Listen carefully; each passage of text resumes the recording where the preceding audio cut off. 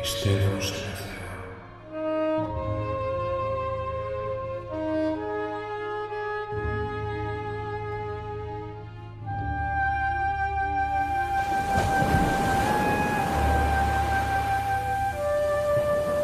Ένα καράβι είναι το σώμα μας και πλέει απάνω σε βαθυγάλαζα νερά. Ποιος είναι ο σκοπός μας? Να ναυαγίσουμε.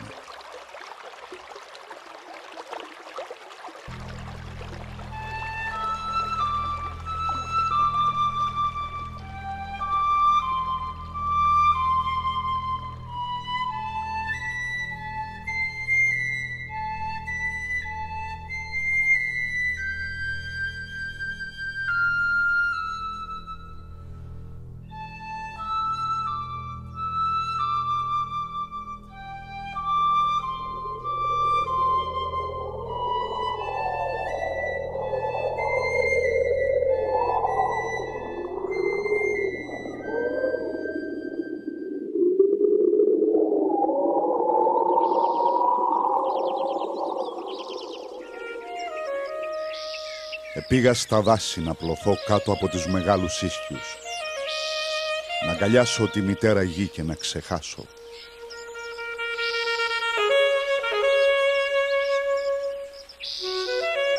Άρχιζα να νιώθω βαθιά πως είμαι κι εγώ ένα μέρος από αυτό το δάσος.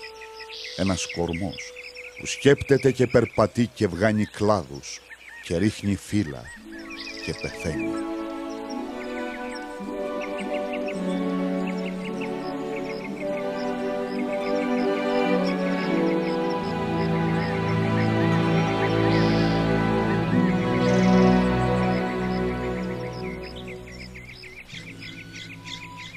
Σφίγγω ήσυχα, πονετικά, ένα σβολοκριτικό χώμα στη χούφτα μου.